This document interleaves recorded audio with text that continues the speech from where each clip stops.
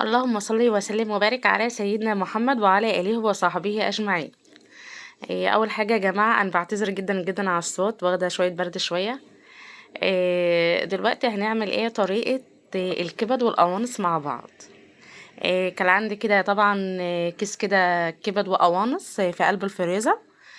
طبعا انا طلعتهم وكنت طلعتهم على بيات عشان يفكوا كده ايه براحتهم. طبعا انا غسلهم غسلة نظيفة جدا جدا جدا، يعني غسلها 10,000 غسلة يعني.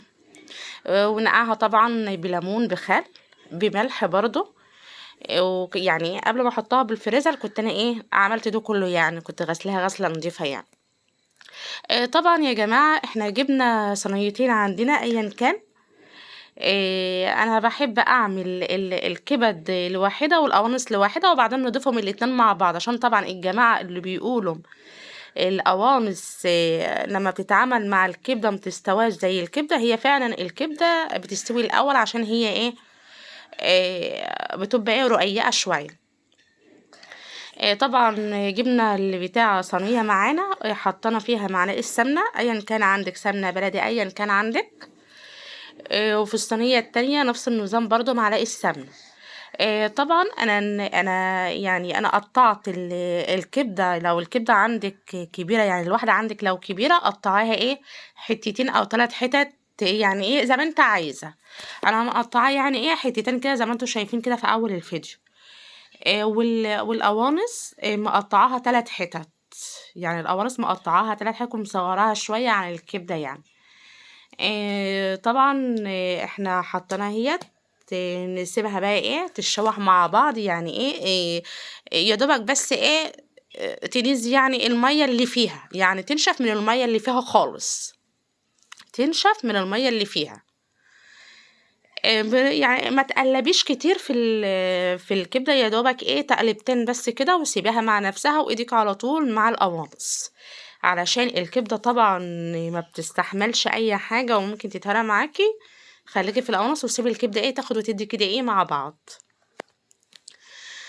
ما تنسوش اللايك الاشتراك تفعيل الجرس عشان وفعل الجرس يصلكوا كل الدين.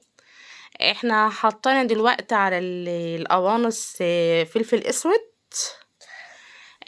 زي ما بنحط هنا يعني توابل بنحط طبعا على الكبده نفس النظام برضو التوابل برضو.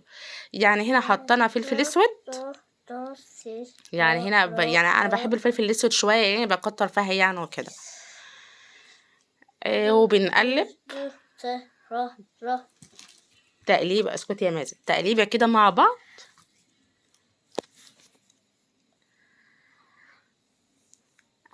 انا طبعا بكون ايه مجهزه بقى الحاجه بتاعتها، الفلفل الاخضر والفلفل برضو الاحمر والثوم والكلام ده، يعني خليكم معايا علشان تعرفوا المواصفات. الوصفه دي جميله جدا جدا جدا، هتعجبكم قوي قوي قوي.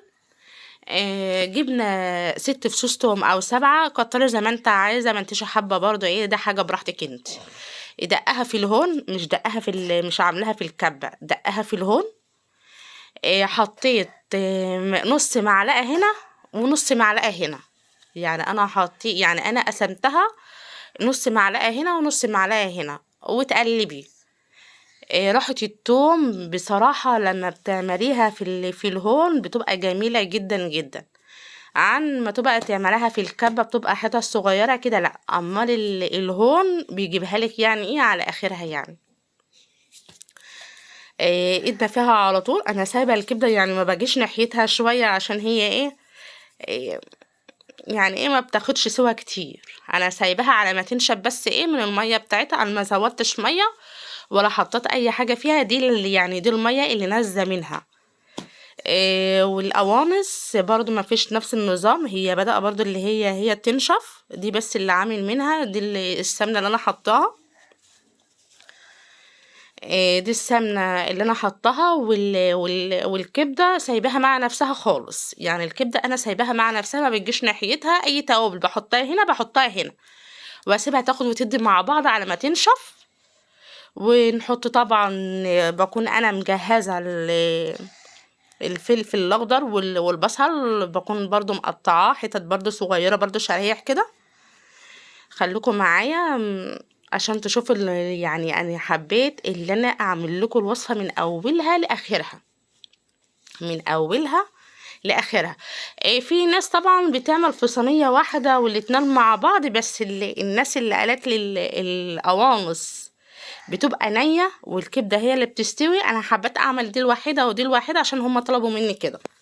يعني طلبوا مني ايه اللي احنا يعني اللي انا اعمل دي لوحده ودي لوحده، عشان دي تستوي براحتها ودي تستوي براحتها.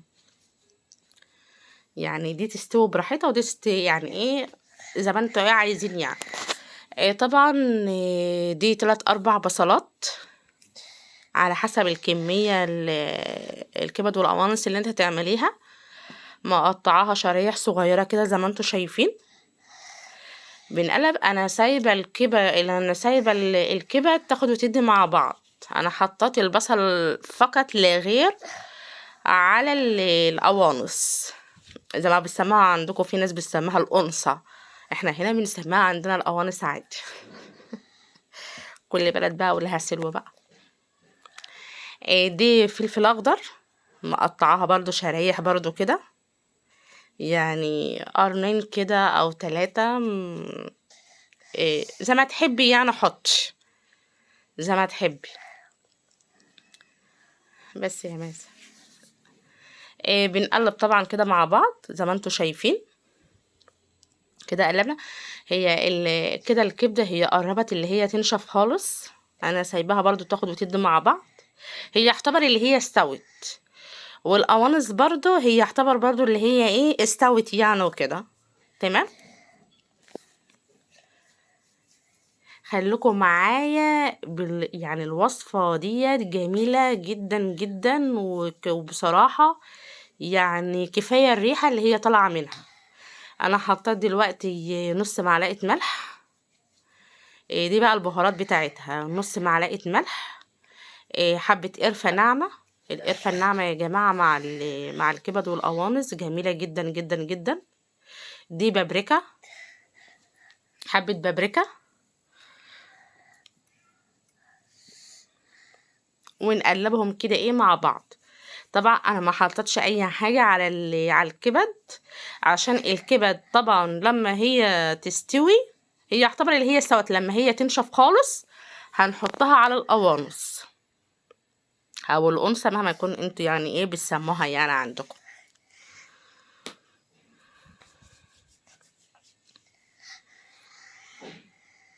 انا معاكم خطوة بخطوة خطوة بخطوة علشان تعرفوا يعني التركة بقى اللي انا هعملها بقى. دي فلفل حراق احمر، دي فلفل حراق احمر على نص معلقة عسل، نص معلقة عسل. وانا حطيتها يعني انا مسويها على البوتاجاز شويه، يعني انا مش حطاها ني كده، لا انا مسويها على البوتاجاز شويه كده. دلوقتي الكبد طبعا لما نشفت انا حطيتها على القوانص، وحطيت الكميه التانية بتاعه الفلفل برضو الاحمر. الخلطه دي جميله جباره، يعني في ناس بتحط طماطم شرايح كده، بس انا حبيت ان انا احط يعني ايه حبيت ان انا اعملها ايه فلفل كده. بصراحة ريحتها تحفة، ريحتها تحفة تحفة تحفة تحفة بصراحة يعني. حطيت برضو حبة فلفل اسود برضو، انا بحب الفلفل الاسود على الحاجات يعني على اي يعني أي فراخ لحمة ايا كان انا بحب احط الفلفل الاسود يعني.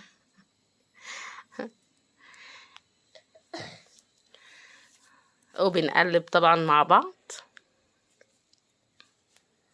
هي حلوة يعني لما تعملي في كل صينية لوحدها، يعني القوانص تستوي وتاخد راحتها في السوى احسن ما تعملي الاتنين مع بعض. وبعدين لما القوانص تستوي وتتأكدي اللي هي استوت بتحطي الكبد فيها وبتبقى صينية واحدة عادي، مفيش اي مشكلة خالص، مفيش اي مشكلة خالص.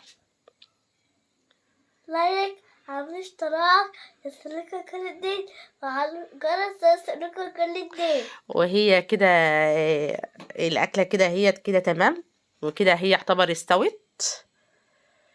أنا دقتها بصراحة جميلة، يعني هي الحدق بتاعها جميلة جدا جدا جدا. ويا رب يكون الفيديو عجبكم. السلام عليكم، السلام عليكم ورحمة الله وبركاته. والسلام عليكم ورحمة الله وبركاته.